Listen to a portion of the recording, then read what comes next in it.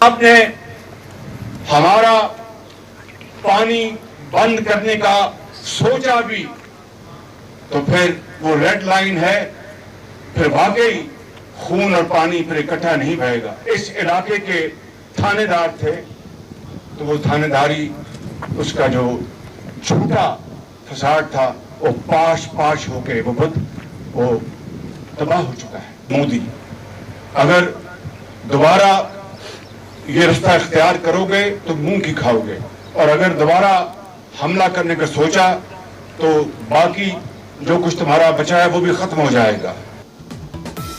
دوبارہ حملہ کیا تو بچا کھچا بھارت بھی ختم ہو جائے گا۔ وزیراعظم شہباز شریف کی پسرور چھاونی میں ٹینک پر کھڑے ہو کر شکست خوردہ مودی کو سخت وارننگ۔ کہا، ہم چاہتے تو بھارت کے تمام ڈیم تباہ کر دیتے، پانی بند کرنے کا سوچا تو پھر دریاؤں میں خون بہے گا۔ ہم جنگ اور امن کے لیے بھی تیار ہیں، چوائس آپ کی ہے۔ مربوط ڈائلاگ ہوں گے، میٹھا میٹھا نہیں کھانے دیں گے۔ پاکستان قیامت تک زندہ و جاوید رہے گا، ہمارا کوئی بال بکا نہیں کر سکتا۔ 1971 کی جنگ میں ہندوستان سے آپ نے اس جنگ میں بدلہ لے لیا۔ اپنی لیڈرشپ کی پلاننگ کے تحت دشمن جو ہم سے تعداد میں کئی گنا بڑا ہے، اور وہ ناز کرتا تھا کہ اربوں ڈالر کا اس نے جنگی ساز و سامان خریدا ہے، اور اس کو گھمنڈ تھا، غرور تھا، اس گھمنڈ اور غرور کو اللہ تعالیٰ کے فضل و کرم سے آپ نے خاک میں ملا دیا، اور آپ نے دشمن کے دانت توڑ دیے۔ ہمارے شاہینوں نے جھپٹ جھپٹ کر دشمن کے جہازوں کو برباد کیا۔ بھارت سے 1971 کی جنگ کا بدلہ لے لیا، پاکستان کی عظیم فتح رہتی دنیا تک یاد رکھی جائے گی۔ وزیر اعظم کا سیالکوٹ میں پسرور چھاونی میں جوانوں سے تاریخی خطاب۔ کہا، فوج نے دشمن کا غرور اور گھمنڈ خاک میں ملا دیا، دان توڑ دیے۔ بہادر فوجیوں نے دشمن کو 1 انچ آگے نہیں آنے دیا۔ پاک فضائیہ نے فضاؤں میں دشمن کو جھپٹ کر برباد کر دیا۔ آج غیار اور دوست کہنے پر مجبور ہیں، پاکستان کو بھارت پر برتری مل چکی۔ بھارت کا خطے کا تھانے دار ہونے کا جھوٹا بت پاش ہو چکا۔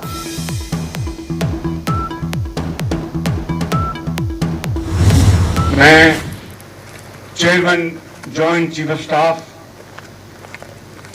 جناب جنرل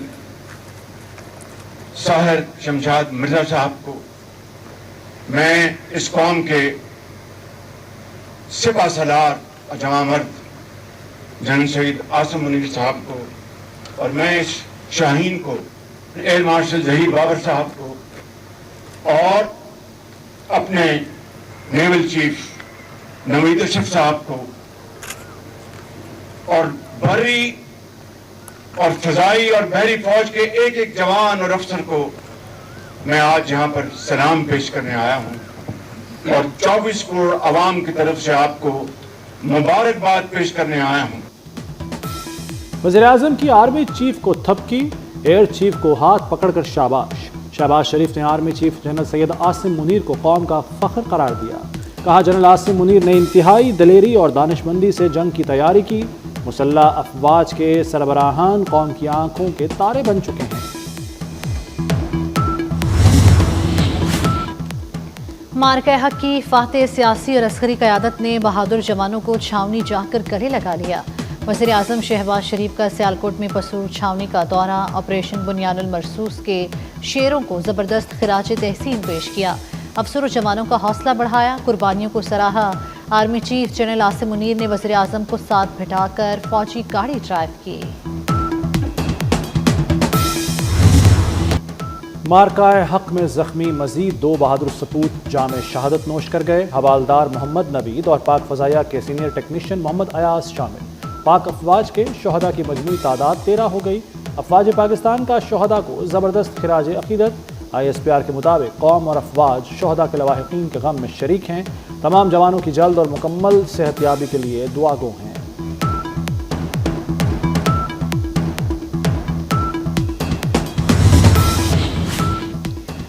بھارت اب کوئی ایڈونچر نہیں کر سکے گا، تینوں مسلح افواج نے دشمن کو منہ توڑ جواب دیا۔ اللہ تعالیٰ نے شہداء کی قربانیوں کی بدولت فتح نصیب کی۔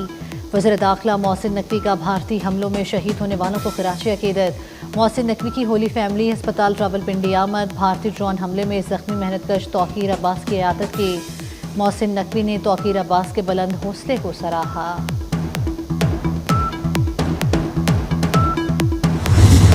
ہم 9 مئی والے نہیں، ہم 10 مئی والے لوگ ہیں، ہم 28 مئی والے لوگ ہیں۔ 10 مئی 2025 کو ہم نے وہ مقابلہ 0-6 سے جیتا ہے۔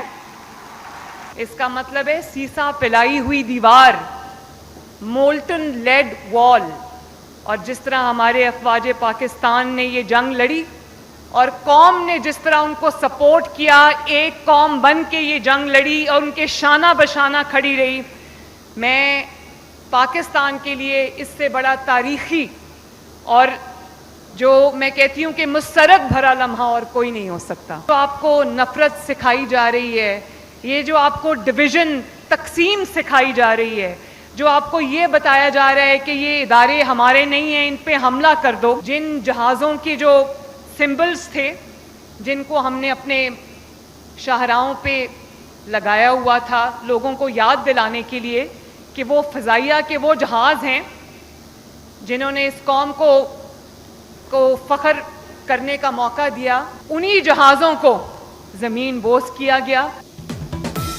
آج پورا پاکستان سربلند ہے۔ ہم نے کئی گنا بڑے دشمن کے خلاف جنگ متحد ہو کر لڑی۔ ہم جس طرح جنگ جیتے ہیں اس سے ہمارا مستقبل محفوظ ہوا۔ پاک فضائیہ نے دشمن کا غرور خاک میں ملا دیا۔ وزیر اعلیٰ مریم نواز کا فیصل آباد میں لیپ ٹاپ تقسیم کرنے کی تقریب سے خطاب۔ کہا 9 مئی کو جس ایئر فورس کے جہازوں کو جلایا گیا اسی نے رافیل طیارے گرائے۔ ہم 9 مئی والے نہیں، 10 اور 28 مئی والے ہیں۔ مودی کی پاکستان پر معاشی اصلاح کی کوشش بھی ناکام۔ پاکستان کو IMF سے قرض کی دوسری قسط موصول ہو گئی۔ 1 ارب 2 crore 30 lakh dollar state bank کے اکاؤنٹ میں منتقل۔ بھارت نے قرض رکوانے کے لیے اپنا اثر و رسوخ استعمال کیا۔ IMF کو ورغلانے میں ناکام بھارت کو IMF سے اپنا نمائندہ واپس بلانا پڑا۔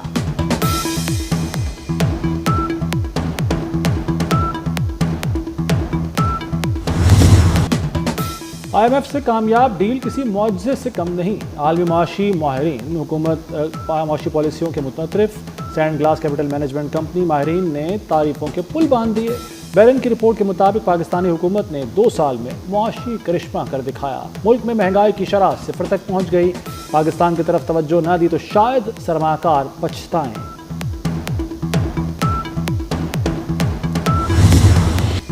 نریندر مودی کی تباہ شدہ ساکھ پر کرپشن کا تڑکا۔ مودی کی غضب کرپشن کی عجب کہانی کا پردہ چاک۔ رافیل طیاروں کی خریداری میں دونوں ہاتھوں سے خزانہ لوٹنے کا انکشاف۔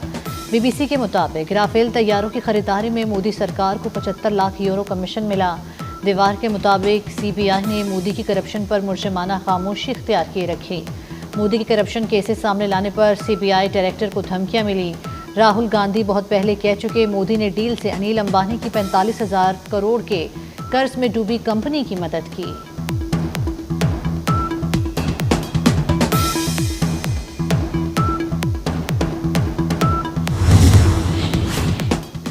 وزیر اعظم اور سیکرٹری جنرل اقوام متحدہ انتونیو گوتریس کا ٹیلی فونک رابطہ۔ جنوبی ایشیا کی صورتحال پر تبادلہ خیال۔ گزشتہ 2 ہفتوں کے دوران دونوں رہنماؤں کے درمیان یہ تیسرا ٹیلی فونک رابطہ تھا۔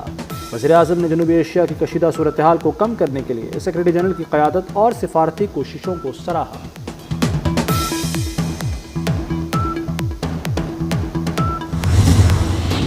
امریکی صدر ڈونلڈ ٹرمپ سعودی عرب کے بعد قطر کے دورے پر پہنچ گئے۔ دوحہ میں امیر قطر شیخ تمیم بن حمد ال ثانی نے استقبال کیا۔ قطر کے شاہی محل میں امریکی صدر کو گارڈ آف آنر پیش کیا گیا۔ دوحہ میں ٹرمپ اور امیر قطر کا بند کمرہ اجلاس۔ عرب میڈیا کے مطابق غزہ میں جنگ بندی اور امداد کی ترسیل پر گفتگو کا امکان۔ یرغمالیوں کی رہائی پر تبادلہ خیال بھی متوقع۔ امریکی صدر کل متحدہ عرب امارات جائیں گے۔ سعودی عرب کا پاک بھارت سیز فائر معاہدے کا خیر مقدم۔ سعودی ولی عہد محمد بن سلمان کا خلیج تعاون کونسل سے خطاب۔ کہا پاک بھارت جنگ بندی خوشائند ہے۔ جنوبی ایشیا میں امن کے لیے امریکی صدر ڈونلڈ ٹرمپ کی کوششیں قابل تعریف ہیں۔ پاک بھارت تنازعات کے حل کا خیر مقدم کریں گے۔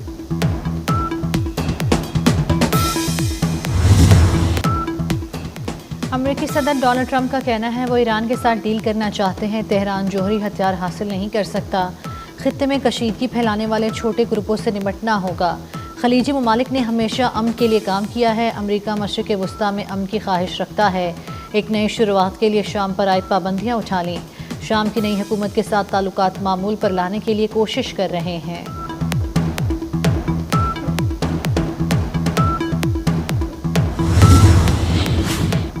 پاکستان اور بھارت کے درمیان 2 قیدیوں کا تبادلہ۔ بی ایس ایف اہلکار پورنم کمار شاہ بھارتی حکام کے حوالے، پنجاب رینجرز کا اہلکار محمد اللہ پاکستانی حکام کے سپرد۔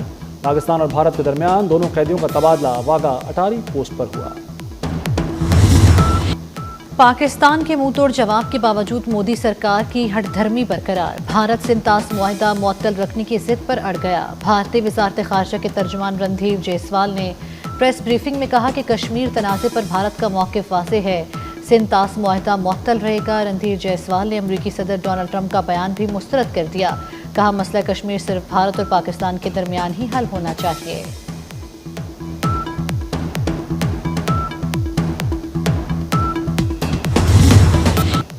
آپریشن بنیان المرصوص کی کامیابی پر پیپلز پارٹی کا کل یوم تشکر منانے کا اعلان۔ سینئر وزیر سندھ شرجیل میمن کہتے ہیں پاک فضائیہ کے شاہینوں نے بھارت کو منہ توڑ جواب دیا۔ پوری دنیا ہماری ایئر فورس کی معترف ہو چکی ہے۔ پاکستان نے جنگ اور سفارتکاری دونوں میدانوں میں فتح حاصل کی۔ مودی نے جنگ میں پہل کر کے لاکھوں زندگیاں خطرے میں ڈالیں۔ اب تو واقعی مودی کو قصائی کہہ کر پکارا جائے گا۔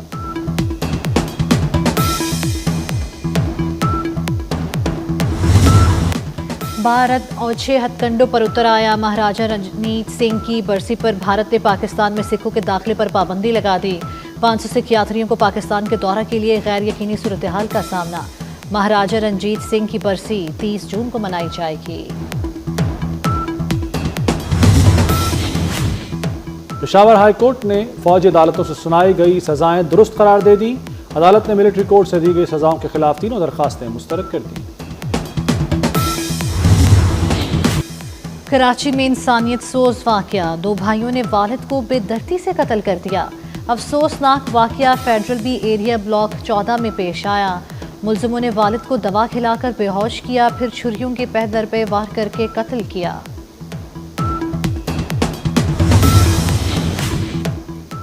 لاہور کے علاقے باغبان پورہ میں کوڑے سے لدا ڈمپر رکشوں سے ٹکرا کر الٹ گیا۔ رکشہ اور موٹر سائیکل سوار ڈمپر کے نیچے دب گئے۔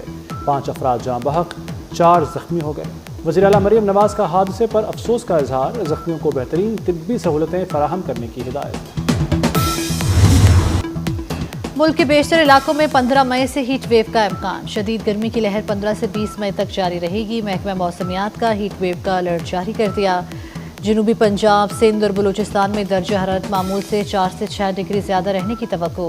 19 اور 20 مئی کو کشمیر، اسلام آباد، گلگت بلتستان میں بارش اور ژالہ باری کا بھی امکان۔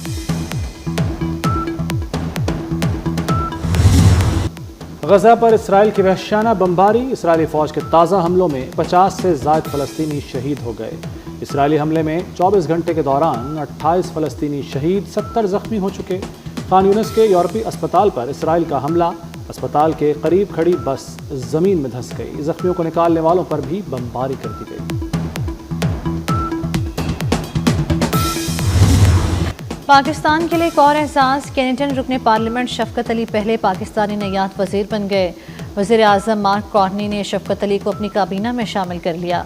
شفقت علی کینیڈا کے شہر برامپٹن سے دوسری بار رکن پارلیمنٹ منتخب ہوئے ہیں۔ وزیر اعظم مارک کارنی نے شفقت علی کو ٹریجری بورڈ کا صدر مقرر کر دیا۔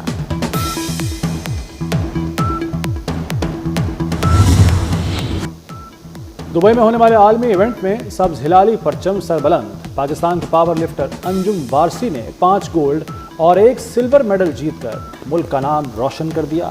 انجم وارسی نے ایونٹ میں 25 سے زائد ملکوں کو شکست دی۔